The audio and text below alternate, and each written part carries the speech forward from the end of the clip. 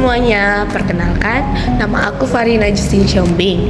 Nah, pada video ini saya akan menjelaskan tentang evolusi modern, yaitu bagaimana makhluk hidup bisa berubah dari waktu ke waktu melalui proses seleksi alam, mutasi gen, dan adaptasi lingkungan.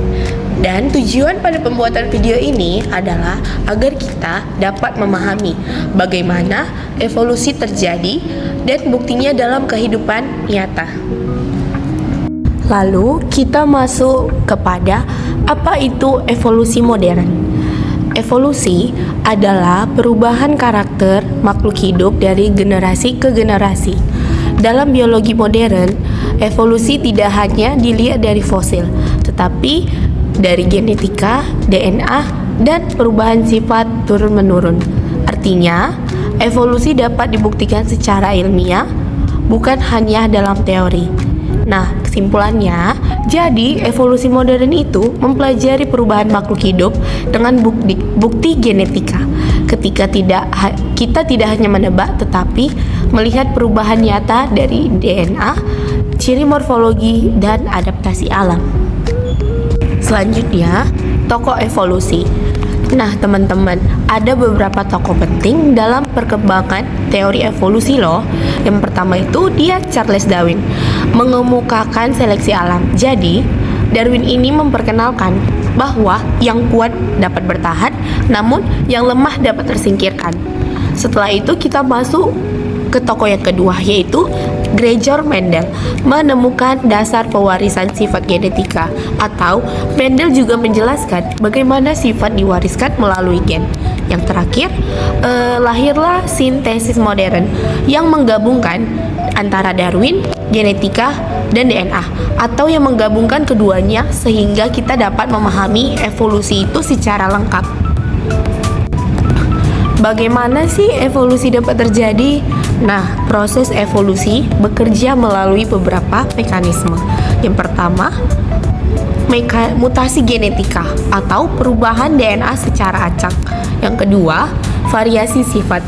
Setiap individu pasti memiliki kekuatan atau kelemahan yang berbeda-beda. Yang ketiga, ada seleksi alam.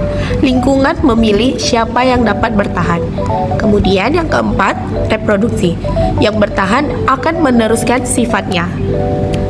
Nah, penjelasannya itu seperti ini, teman-teman. Bayangkan ada sekelompok burung, ada yang paruhnya panjang, namun ada juga yang paruhnya pendek. Ketika makanannya hanya berada di celah bebatuan, burung yang berparuh panjang akan lebih mudah bertahan hidup dan lebih mudah makan. Lama-kelamaan, populasi burung yang berparuh panjang kan lebih banyak. Itulah yang disebut dengan evolusi. Lalu, ada bukti evolusi. Ternyata, evolusi dapat dibuktikan melalui yang pertama itu dia ada fosil. Fosil menunjukkan bentuk makhluk hidup di masa lalu. Kemudian kita bisa melihat dari anatomi homolog, struktur tulang yang mirip pada beberapa spesies. Lalu ada DNA. Semakin mirip DNA, semakin dekat hubungan evolusinya. Yang terakhir ada spesiasi. Munculnya spesies baru karena seleksi alam panjang.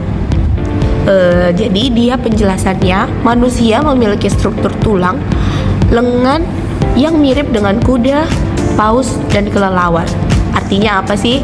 Artinya kita punya nenek moyang yang sama, lalu berevolusi menjadi bentuk yang berbeda-beda. Lalu kita masuk ke evolusi manusia. Nah, evolusi manusia ini ada urutannya loh, teman-teman. Yang pertama itu dia ada Australopithecus, kemudian Homo habilis, ada Homo erectus, Homo neanderthalensis, lalu yang terakhir ada Homo sapiens. Jadi penjelasannya gini, teman-teman, secara singkat aja.